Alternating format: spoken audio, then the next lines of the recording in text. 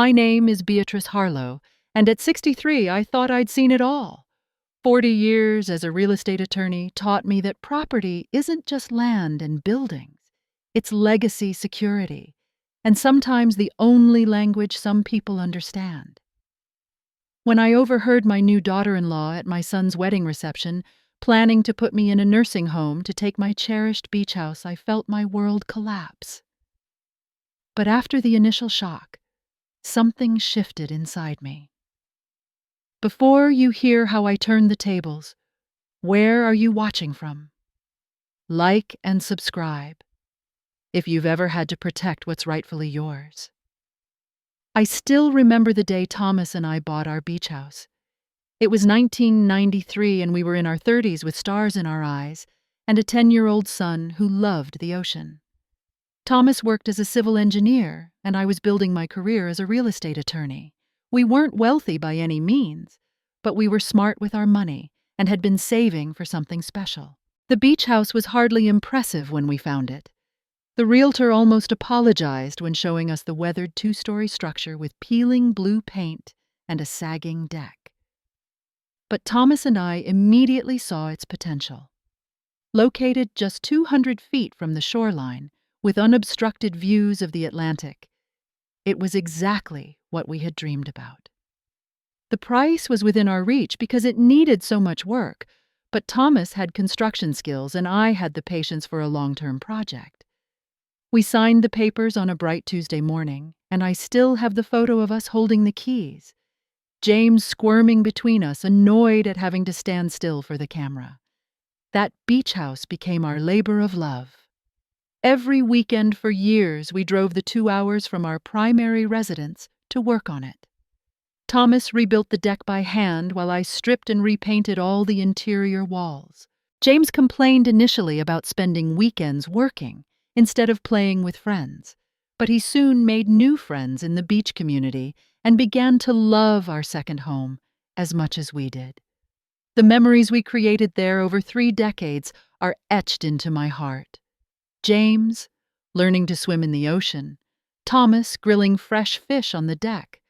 Family gatherings for holidays, watching thunderstorms roll in from the comfort of our living room. Every board, every window, every piece of furniture has a story attached to it. That house witnessed my son growing from a child to a teenager to a man. It was where Thomas and I celebrated our 25th anniversary with a small party of close friends. It was our sanctuary, our joy. When James left for college, Thomas and I spent even more time at the beach house. As my legal career flourished, I was able to work remotely more often, and we began spending entire summers there. Thomas would fish in the mornings, and I would work until noon. Then we'd spend our afternoons walking the beach or tending to our small garden. We talked about eventually retiring there permanently, but life doesn't always follow our carefully laid plans. Thomas was diagnosed with pancreatic cancer just after his 60th birthday. The disease moved quickly, and within 8 months, I lost my partner of 38 years. The primary home we shared felt too empty, too quiet, without him filled with painful reminders of his absence. But somehow, the beach house became my refuge, perhaps because it held mostly happy memories of vacations and relaxation, or perhaps because the constant sound of the waves provided comfort when nothing else could. For 5 years after Thomas passed away, that beach house kept me grounded. I retreated there to heal, eventually splitting my time between it and my main residence. I had good neighbors who looked out for me, and the community became an important part of my support system. I never once considered selling it, even when real estate values in the area skyrocketed. Some things are worth more than money. James had grown into a successful man by then. Thomas and I had supported him through medical school, both emotionally and financially.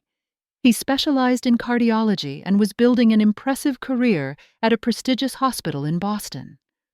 I was so proud of him, and knew Thomas would have been too.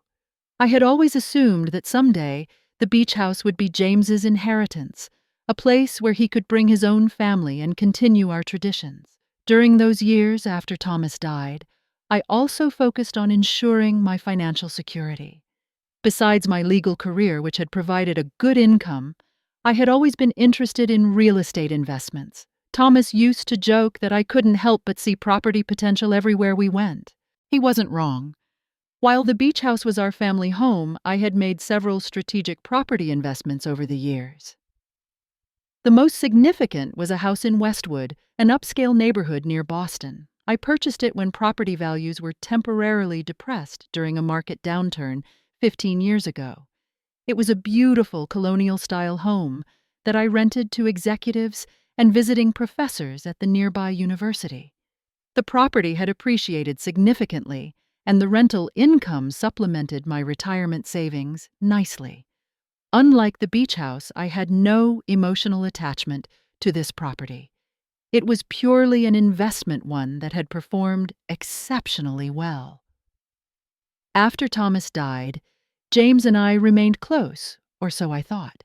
He would visit regularly at first, sometimes spending weekends with me at the beach house. But gradually his visits became less frequent, his calls shorter. He was building his own life, and I understood that. I tried not to be the clingy mother who made her son feel guilty for growing independent. Still, I missed our closeness and hoped that phase would pass. What I didn't realize was that the distance growing between us wasn't just the natural separation between a mother and her adult son. Something else was changing James, pulling him away from the values Thomas and I had raised him with. I would soon discover exactly what, or rather who, that was. The first time James mentioned Amanda was during a brief phone call. He casually mentioned having dinner with a pharmaceutical sales representative he'd met at the hospital. I didn't think much of it at the time. James had dated throughout his 20s and early 30s, but never seemed in a rush to settle down. At 35, he was focused on his career, and I respected that. But within weeks, Amanda's name began appearing in nearly every conversation. By the 2-month mark, James was bringing her to Sunday dinner at my main home. I remember opening the door to see my son looking happier than he had in years, standing beside a strikingly beautiful woman with perfectly styled blonde hair, impeccable makeup, and a smile that didn't quite reach her eyes. "Mom, this is Amanda Carter," James said, beaming. "Amanda, this is my mother, Beatrice." Amanda extended her hand, her grip firm and professional. "It's so wonderful to finally meet you, Mrs. Harlow. James has told me so much about you." I invited them in, determined to be welcoming, despite an inexplicable unease that settled in my stomach. Amanda was charming throughout dinner, asking questions about my career and commenting on how beautiful my home was. She seemed particularly interested when James mentioned the beach house, peppering me with questions about the location and property values in the area. "Waterfront property is such a good investment," she said, swirling her wine glass. "My parents could never afford anything like that, but I've always dreamed of having a beach house." Something in her tone made me uncomfortable, but I dismissed it as my own unfair judgment. After all, I barely knew the woman, and she was clearly making my son happy. Over the next few months, we had several family gatherings. Each time I tried to connect with Amanda on a more personal level, but found it challenging. She was polite but somewhat distant, seemingly more interested in my possessions than in me as a person. She would comment on my artwork, asking about its value, or mention how my vintage furniture, which wasn't vintage, just well-maintained, could be updated with more modern pieces. During one visit to the beach house, Amanda spent more time taking photos of the property and discussing potential renovations than actually enjoying the beach or our company. She talked about knocking down walls to create an open-concept living area and replacing the charming but worn kitchen cabinets that Thomas had built by hand. "This place has so much potential," she said, in a tone that suggested it was currently lacking. "With the right updates, it could be featured in a magazine." I smiled tightly. Thomas and I always loved it just as it is. Amanda gave me a look that bordered on pity. "Well, tastes evolve. I'm sure James will want to make some changes eventually." I glanced at my son, expecting him to defend our family home, but he just nodded along with Amanda's suggestions. It was the first moment I truly felt like I was losing him. I learned more about Amanda's background in bits and pieces. She had grown up in a middle-class family in Missouri, the daughter of a high school teacher and a nurse. She'd worked hard to put herself through college and built a successful career in pharmaceutical sales. On paper, her story was admirable, a testament to determination and ambition. But there was something about her that suggested her drive wasn't just about achievement, but about acquiring status and wealth at any cost. When James called to tell me they were engaged after only 8 months of dating, I felt a cold knot of dread in my stomach. It was too fast, too soon, but I forced enthusiasm into my voice and congratulated them both. "Are you sure this is what you want, James?" I asked carefully when we spoke alone later. "You haven't known each other very long." His face hardened in a way I'd never seen before. "When you know, Mom. Amanda is amazing and she makes me happy. I just want you to be sure. Marriage is a big step." "I'm 36, not 16, he snapped. "I don't need your permission or approval." I stepped back, hurt by his tone. "Of course you don't, sweetheart. I just want what's best for you." "Amanda is what's best for me," he said with finality. "I hope you can accept that." The James I raised would never have spoken to me that way. It was as if Amanda had cast a spell over him, turning my thoughtful, kind son into someone I barely recognized. Throughout the engagement, I watched his personality shift subtly. He became more materialistic, more status-conscious. He traded his reliable sedan for a luxury sports car that seemed impractical for New England winters. He began dropping names of exclusive restaurants and clubs. Small changes, perhaps, but they all pointed in a direction that worried me. Wedding planning was a tense affair. Amanda had very specific ideas about what she wanted, and my input was clearly unwelcome. When I suggested holding the reception at the beach house, which had hosted many family celebrations over the years, Amanda quickly dismissed the idea. "We're having 200 guests, Beatrice," she said, not bothering to hide her disdain. "That little cottage couldn't possibly accommodate everyone. Besides, we've already booked the Grand Hamilton Hotel ballroom." The little cottage was a 4-bedroom house that had comfortably hosted parties of 50 people. But I didn't argue. It was their wedding after all.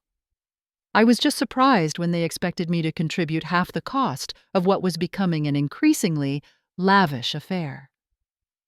A week before the wedding, I made one last attempt to talk with James. We met for coffee at a quiet cafe near my office. "James, you know I want you to be happy," I began carefully. "But," he said, immediately defensive, "but I'm concerned. Marriage is challenging under the best circumstances, and rushing into it can make things harder. I just want you to be sure Amanda is the right person for you." His face flushed with anger. "You've never given her a chance. From day one, you've been cold towards her." "That's not true," I protested. "I've tried to welcome her into our family." "By questioning our relationship, by judging her." He shook his head. "Amanda was right. You're jealous of her. You can't stand the idea of not being the most important woman in my life anymore." I was stunned by the accusation. "James, that's absurd. I've always wanted you to find someone to love." "Just not Amanda," he said bitterly. "Well, I'm marrying her in a week, Mom. Either you can be happy for us or you can keep your distance." I left our coffee meeting feeling like I'd failed as a mother. Had I really been unfair to Amanda? Was my concern rooted in jealousy rather than legitimate worry? I spent the days leading up to the wedding questioning myself, determined to put on a happy face for my son's special day, regardless of my private concerns. Little did I know that the wedding day would confirm my worst fears in ways I could never have imagined. The Grand Hamilton Hotel ballroom was transformed into a crystal and white flower wonderland for James and Amanda's wedding. Chandeliers sparkled overhead, tables were adorned with elaborate centerpieces, and a 10-piece orchestra played softly as 200 guests mingled. The cost of this single evening could have put a down payment on a small house, but I kept that thought to myself. I wore a silver blue gown that I'd purchased specially for the occasion, my hair professionally styled, trying my best to look the part of the proud mother of the groom. But I felt out of place among Amanda's friends, who were all at least 20 years younger than me and dressed in the latest fashions. Even James's friends seemed like strangers, now mostly new acquaintances from the social circle he had entered since meeting Amanda. During the ceremony, I sat alone in the front row on the groom's side. Thomas should have been beside me, and his absence felt particularly acute in that moment. When James recited his vows, looking at Amanda with complete adoration, I tried to feel happy for him.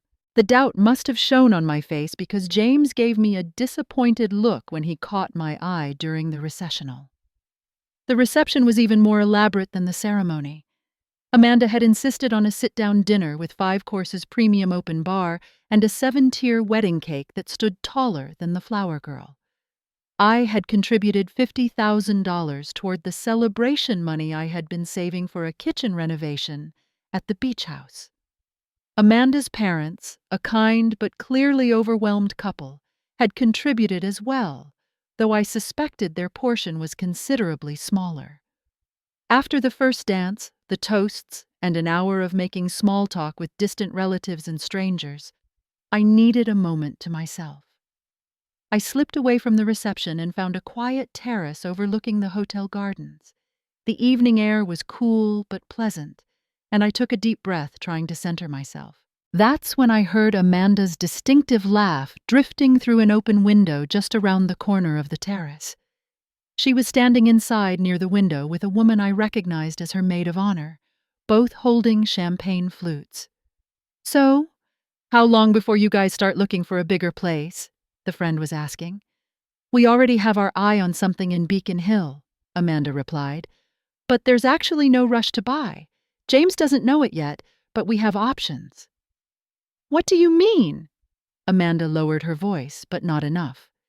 "His mother has this gorgeous beach house that's worth a fortune now, and there's another property too, a really nice place in Westwood." I froze my hand gripping the terrace railing. "Seriously," her friend said. "So what's your plan?" Amanda took a sip of her champagne before answering. "Once we're settled, we'll put his mom in a nursing home and take that beach house. She's already in her 60s and she lives alone. It wouldn't be hard to convince everyone she needs care." She made air quotes around the last word. I felt as if someone had punched me in the stomach. I couldn't have heard her correctly. "James would go along with that?" her friend asked, sounding impressed rather than appalled. "James does whatever I suggest," Amanda said confidently. "He thinks his mom is leaving him both properties anyway, so it's just speeding things up a little. The beach house needs to be completely gutted and renovated, and the Westwood house can be sold immediately. Between the 2 properties, we're talking at least $2 million. We could buy our dream home outright and still have plenty left over." "Damn, girl," her friend laughed. "You really did hit the jackpot with this guy." "It's not just about the money," Amanda said, though her tone suggested otherwise. "But it doesn't hurt that his family has assets. My parents could never give me anything like this. I've worked too hard to settle for less than I deserve." "What about his mom, though? Won't she be upset?" Amanda's laugh was cold. "She'll be fine in a nice facility. Besides, she's still working part-time. She can afford it. And James is her only child. Who else would she leave everything to?" I backed away from the window, feeling physically ill. My chest tightened and I struggled to breathe. My hands trembled as I gripped my small evening bag. James, my son.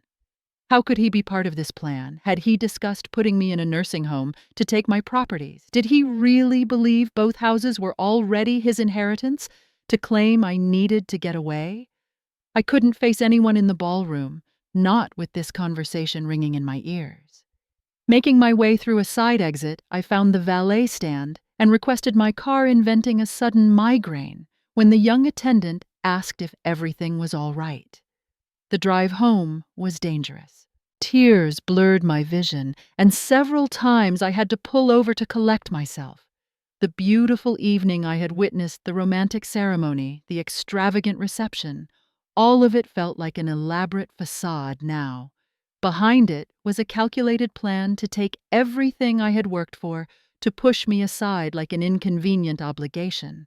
But even worse than the scheme to take my properties was the realization that my son, my James, had changed so fundamentally that he would consider institutionalizing his own mother for financial gain. How had I failed him so completely? What had happened to the values Thomas and I had tried to instill? Or was Amanda manipulating him in ways I couldn't even imagine? I pulled into my driveway around 11:30 hours before the reception was scheduled to end. My elegant home, usually a source of comfort, felt suddenly vulnerable, as if Amanda's covetous gaze had somehow tainted it.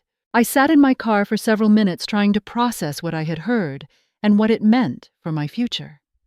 One thing was certain: I needed to protect myself, because for the first time in my life, I feared that my own son would not. I barely slept that night. Every time I closed my eyes, I heard Amanda's voice. "We'll put his mom in a nursing home and take that beach house." The casual cruelty of it, the entitlement, kept jolting me awake. By 3 in the morning, I gave up on sleep altogether and went downstairs to my home office. The house was quiet except for the ticking of the grandfather clock in the hallway, a wedding gift from Thomas's parents that had followed us through 3 homes. I made a cup of tea and sat at my desk surrounded by family photos. James as a toddler building sandcastles. James on his first bike. James at his medical school graduation with Thomas, and me flanking him, all of us beaming with pride. Had it all been an illusion? The close family I thought we were? Or had Amanda truly changed him so completely? I remembered Thomas's wisdom when facing difficult decisions. Sleep on it, but if you're still awake at dawn, your heart already knows the answer. Outside, the night was still dark, but my mind was becoming clearer. As a real estate attorney with 4 decades of experience, I knew exactly where I stood legally. Both properties were solely in my name. I had never added James to any deeds, though I had certainly planned for him to inherit everything eventually. I had the right to sell any of my properties at any time without consulting anyone. I pulled out my file cabinet keys and retrieved the property documents for both the beach house and the Westwood property. The beach house, our beloved family home, had appreciated tremendously over 30 years. The Westwood house, purchased as an investment, had similarly grown in value, particularly over the last decade, as the neighborhood became increasingly desirable. Amanda clearly misunderstood the situation. She seemed to believe James already had some ownership claim to the properties. Perhaps she thought I had put them in a trust, or that James was already a co-owner. That misconception gave me an advantage she wasn't expecting. As I reviewed the documents, a plan began forming in my mind. It was drastic, perhaps even harsh. But Amanda had declared war with her nursing home comments, and I had no intention of surrendering what Thomas and I had worked so hard to build. I thought about my friend Linda, a real estate agent who specialized in high-end properties. Linda had mentioned just last month that she had clients desperately seeking waterfront property, willing to pay cash and close quickly. And my attorney colleague Patrick had connections with property investors, always looking for opportunities in prestigious neighborhoods like Westwood. The question was whether I could go through with it. Selling the beach house meant letting go of countless precious memories, the last physical space where I felt Thomas's presence most strongly. It meant giving up my sanctuary, my community, my favorite place in the world. But keeping it meant living in fear of when Amanda would make her move, when my own son might betray me. The beach house would become a source of anxiety rather than joy.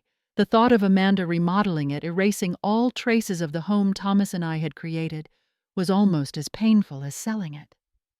As the first light of dawn filtered through the blinds, I made my decision. I would rather sell my beloved beach house on my terms than have it taken from me. I would rather use the proceeds to secure my future independently than leave myself vulnerable to Amanda's schemes. I reached for my phone. It was barely 6 in the morning, but Linda was an early riser. She answered on the third ring, her voice alert despite the hour. "Beatrice, is everything okay?" "I need to sell the beach house," I said without preamble. "Today. Those cash buyers you mentioned, are they still looking?" There was a pause. "The Andersons." "Yes, they're still searching. But Beatrice, you love that house. What's happening?" "I'll explain everything later," I promised. "But I need to move quickly. Can you call them this morning?" "Of course," she said, concern evident in her tone. "But are you sure about this?" I took a deep breath. "Absolutely sure. And Linda, I want to sell the Westwood property too. Different buyer, but same timeline. Both properties, Beatrice, that's your retirement security. Trust me, Linda, I know what I'm doing." After hanging up, I made another call to Patrick, outlining what I needed from him legally to expedite both sales. Then I packed an overnight bag, got in my car, and drove to the beach house one last time. The 2-hour drive gave me time to strengthen my resolve. This was not an emotional decision, I reminded myself. This was strategic. This was survival. When I arrived at the beach house, it welcomed me as it always had, sunlight streaming through the windows, the sound of waves, a gentle background rhythm. I allowed myself one moment of overwhelming sadness before getting to work. I had only a few hours to gather the most precious mementos before meeting Linda and the buyers. I moved through each room, methodically selecting photos, small keepsakes, and the few items Thomas had made by hand that could be transported easily. The custom driftwood lamp he'd created for our anniversary, the small wooden box where we kept seashells collected over decades, the quilt my mother had made that always stayed on our bed here. Everything else would stay with the house. The furniture, the artwork, even the dishes in the cupboards. The Andersons would be getting a fully furnished beachfront property ready for immediate occupancy. The price would be adjusted accordingly. Linda arrived just before noon with the prospective buyers, a couple in their 50s who had recently sold their technology company. They walked through the house with appreciative murmurs, the wife falling in love with the reading nook overlooking the ocean, the husband examining the sturdy construction with approval. "It's exactly what we've been looking for," the wife told Linda while her husband nodded agreement. "And furnished. We could move in next week." "That's the idea," Linda said, glancing at me with concern still evident in her eyes. We settled in the living room to discuss terms. The Andersons offered slightly below asking price, but with a guarantee to close within 48 hours. I accepted immediately. By 2 o'clock, we had a signed purchase agreement, and I had received a substantial deposit as a show of good faith. I stood on the deck one last time after they left, watching the waves crash against the shore. 30 years of memories lived in those waves, in the calls of the seagulls, in the very air around me.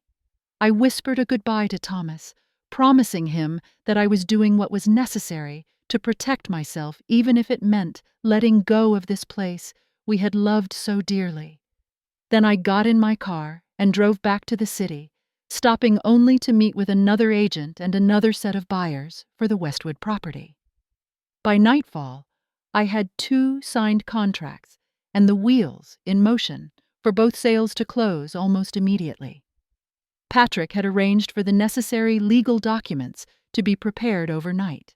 As I finally returned to my primary residence that evening, exhaustion hit me like a physical force.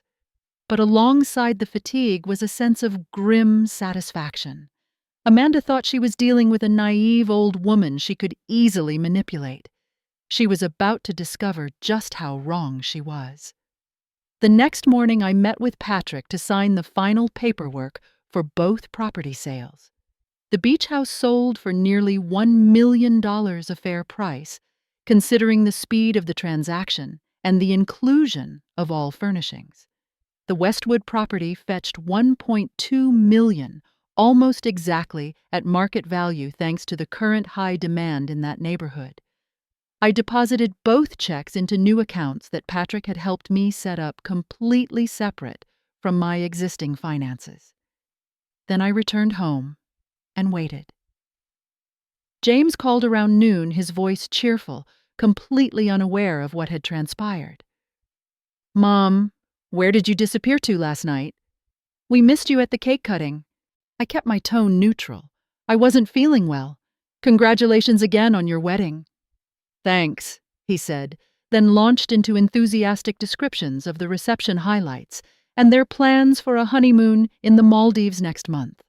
Not once did he ask if I was feeling better. "James," I interrupted his monologue, "I need to let you know that I've sold the beach house." There was a moment of stunned silence. "You what?" "I sold it. The new owners take possession tomorrow." "But Mom, why would you do that without talking to me first?" His voice rose in pitched confusion, turning to alarm. "It was time for a change," I said simply. "I've sold the Westwood property as well. The house in Westwood, too." Now there was a note of panic in his voice. "Mom, what's going on? Why are you suddenly selling everything?" "I think we need to have a conversation in person," I told him. "Can you and Amanda come by this afternoon? We're supposed to leave for a mini honeymoon at the Cape this afternoon, before the big trip next month," he protested. "This is important, James." He must have heard the steel in my voice because he agreed to come by at 3:00. They arrived precisely on time, James looking worried and Amanda hiding her concern behind a facade of polite interest.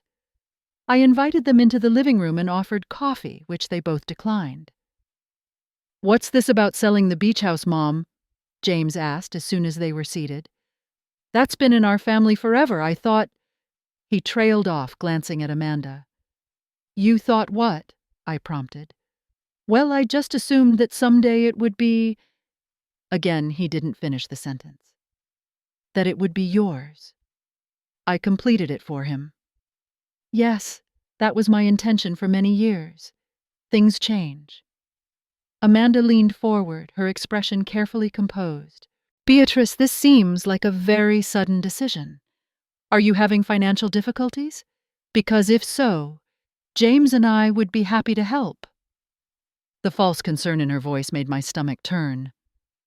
"No, Amanda, my finances are quite secure, thank you. Actually, my decision to sell was influenced by something I overheard at your wedding reception." Her expression flickered briefly before settling back into a mask of innocence. "What do you mean?" "I was on the terrace when I overheard your conversation with your maid of honor. About putting me in a nursing home and taking the beach house. About selling the Westwood property that you incorrectly believed already belonged to James." The color drained from Amanda's face. James turned to her, confusion written across his features. "What is she talking about, Amanda?" Amanda attempted to laugh it off. "Oh, there must be some misunderstanding. I would never say something like that." "I heard you quite clearly," I said, my voice steady. "You said, and I quote, 'Once we're settled, we'll put his mom in a nursing home and take that beach house.' You also mentioned selling the really nice place in Westwood, and that together the properties would be worth about $2 million. James was staring at Amanda now, waiting for her denial, but her facade was cracking. It was just wedding day excitement. She tried reaching for James's hand, which he pulled away. "Everyone says silly things they don't mean when they're caught up in the moment." "That's not a silly thing, Amanda," James said quietly. "That's a calculated plan." "Of course it's not a real plan," she insisted, her voice rising. "Your mother clearly misheard or is confused." I remained calm. "I'm neither confused nor did I mishear. You also said that James does whatever you suggest and that he thinks both properties are already his inheritance. James turned to me, his expression pained. Mom, I never said that. I never assumed anything about inheritance. So you weren't aware of Amanda's plans? I asked directly. Of course not. He looked genuinely shocked. I would never want to put you in a nursing home. That's absurd. Amanda's strategy shifted abruptly. Fine. I might have said something that sounded bad out of context, but it wasn't a serious discussion. She turned to James, her expression softening. Honey, I was just talking about the distant future when your mom might actually need care. And yes, I assumed those properties would eventually be yours, because she's your mother. What else would happen to them? So you admit you said it? James asked, his voice hardening. I was just making conversation, Amanda insisted. It wasn't a plot or scheme. I shook my head. It sounded very specific, Amanda, right down to your plans to gut and renovate the beach house. James stood up suddenly. You were planning to renovate my parents' beach house, the one my dad built half of with his own hands. Amanda rose as well, her composure slipping further. It's outdated, James. It would need work eventually anyway. That's not the point, he shouted. The point is you were making plans about my mother's property behind both our backs. Which is exactly why I sold both properties, I interjected calmly.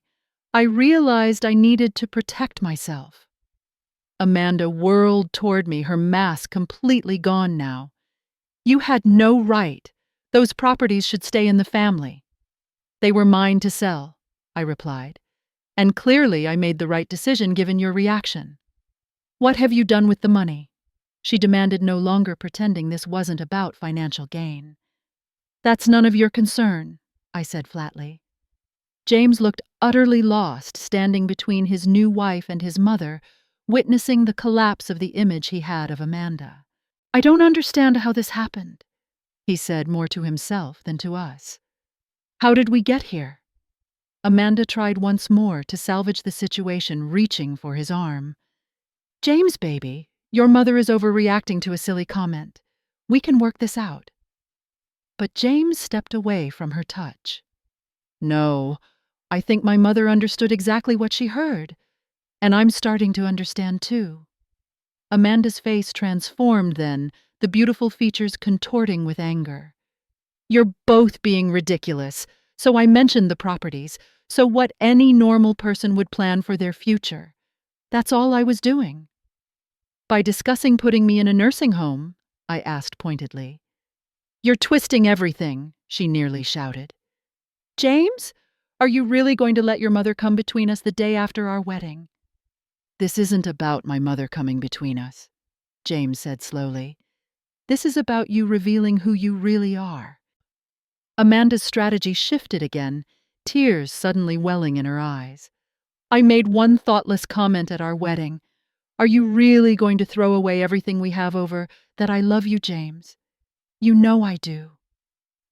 For a moment, I saw uncertainty in my son's eyes, and I feared Amanda's manipulation would work again. But then he squared his shoulders. I think we need some time apart, Amanda. I need to process all of this. You can't be serious? She gasped. We're leaving for the Cape in an hour, for our honeymoon. Not anymore, he said firmly. I'll get a hotel room tonight. I need space to think. If you walk out that door, don't expect me to be waiting when you come to your senses. She threatened, tears vanishing as quickly as they had appeared. James looked at her for a long moment. Maybe that's for the best. Amanda grabbed her purse, her movements sharp with fury. Fine. Enjoy your precious mother. I hope the two of you are very happy together. She stormed out, slamming the front door behind her. James collapsed back onto the sofa, head in his hands. Mom, I am so sorry. I sat beside him, placing a gentle hand on his shoulder. It's not your fault, James. It is, he insisted, looking up at me with red-rimmed eyes. I brought her into our lives. I was so blind. We sat in silence for several minutes, the weight of what had happened settling around us. Finally, James spoke again. "I still can't believe you sold the beach house." I sighed. I had to protect myself. Once I heard Amanda's plans, I couldn't risk keeping properties she clearly had designs on. "But all those memories, Mom. Dad's work on the place, our summers there." "The memories live in us, not in the house," I said gently, though saying the words didn't make the loss any easier. "And I have to admit, selling both properties has given me a certain freedom, a clean slate." James nodded slowly. "I understand why you did it. I just wish things had been different." He paused, then asked hesitantly, "What will you do now?" It was a question I had been considering intensely over the past 24 hours. "I'm going to buy a small condo near the coast, something manageable with good security and a nice view of the water. And I'm going to travel a bit, something I haven't done enough of since your father died." "And the rest of the money?" "Safely invested," I assured him. "And I've updated my will with some very specific stipulations." I didn't mention that those stipulations now included protections against any future attempts to declare me incompetent or in need of institutional care. James nodded again, tears forming in his eyes. "I've made such a mess of everything." I took his hand. "You fell in love with a carefully crafted illusion. It happens to the best of us." "What do I do now?" he asked, sounding younger than I had heard him sound in years. "You take some time to heal," I told him. "And then you start rebuilding your life based on genuine connections and the values your father and I tried to teach you." As James left my house that evening, shoulders slumped with the weight of his shattered marriage and the revelations about Amanda, I felt a mixture of sadness for his pain and relief that the truth had emerged before more damage could be done. I had lost my beach house, yes, but I had saved something far more important: my relationship with my son and my dignity. 6 months passed before I felt truly settled again. I used some of the proceeds from the property sales to purchase a lovely 2-bedroom condominium in a small coastal town about an hour north of the old beach house. It had a panoramic ocean view, modern security features, and a community of active retirees that welcomed me warmly. It wasn't the same as my beloved beach house, but it offered its own kind of peace. I invested the remaining money conservatively, ensuring my financial independence for the rest of my life. I also established a separate trust for James, with specific conditions the funds would be available to him after my passing, but only if he was not married to Amanda. It was perhaps a harsh stipulation, but after witnessing her true nature, I felt it necessary to protect him as well as myself. James and I did not speak for 3 weeks after the confrontation in my living room. When he finally called, his voice was different, more subdued but somehow clearer. "Amanda moved out," he said without preamble. "She's filing for divorce." "Are you okay?" I asked, uncertain how he felt about this development. "Not really," he admitted. "But I will be. Mom, I need to apologize properly for everything that happened." "You don't have to," I began, but he interrupted. "I do. I let Amanda come between us. I changed who I was to please her. I lost sight of what really matters." We agreed to meet for lunch the following weekend at a quiet restaurant halfway between our homes. When I saw James, I was struck by how much he resembled Thomas. In that moment, his expression open and honest, in a way it hadn't been during his time with Amanda. Over soup and sandwiches, he shared the painful awakening he'd experienced in the aftermath of our confrontation. How he'd gradually recognized patterns of manipulation in Amanda's behavior that he'd previously ignored or excused. How friends had confessed they had concerns about her but hadn't felt they could speak up. "She isolated me," he said, shaking his head in disbelief. "And I let her do it. I started dressing differently, spending differently, thinking differently. It was so gradual I didn't even notice until it was all gone." "The heart wants what it wants," I said gently. "And she was very skilled at presenting exactly what your heart was looking for." But how could I have believed she genuinely cared about me when she was plotting to put you in a nursing home? His voice cracked on the words. Because you aren't capable of that kind of calculation yourself, I told him. We don't easily recognize in others what isn't present in ourselves. Over the following months, we slowly rebuilt our relationship. James came to visit my new condo initially, expressing sadness over the loss of the beach house, but eventually acknowledging that my new home suited this chapter of my life well. He returned to the values Thomas and I had raised him with, volunteering at a free clinic, and reconnecting with old friends who knew the real James. Amanda, true to form, demanded a substantial divorce settlement despite their brief marriage. Thanks to the ironclad prenuptial agreement that James had insisted upon at his lawyer's recommendation, she received only what she had brought into the marriage. She moved to California shortly afterward, presumably to seek her fortune elsewhere. Today marks 1 year since I sold the beach house, 1 year since I took control of my future, rather than allowing myself to become a victim of Amanda's schemes. As I sit on my condo balcony watching the sunrise over the Atlantic, I feel a profound sense of peace. The ocean is the same ocean I watched for 30 years from a different vantage point. The sun is the same sun. And I am still here, perhaps a little wiser, certainly more cautious, but fundamentally unbroken. James is coming for dinner tonight. He's bringing a book of photos he compiled images of the beach house through the years that he found in old albums and digital archives. It's his way of preserving the memories without dwelling in regret over what's gone. Thomas would be proud of how we've weathered this storm, of how James found his way back to himself, of how I refused to be rendered powerless. He always said that our true legacy isn't in our possessions, but in how we respond when life tests us. I lost a house but saved my dignity. I sold a property but reclaimed my son. In the balance of things, I'd call that a victory. Have you ever had to make a difficult decision to protect yourself from someone who was supposed to care about you? Share your story in the comments below. And if this tale of standing up for yourself resonated with you, please subscribe, and share with others who might need to hear it. Remember, sometimes the greatest strength comes not from holding on, but from knowing when to let go. Thank you for listening, and may you always find the courage to protect what matters most.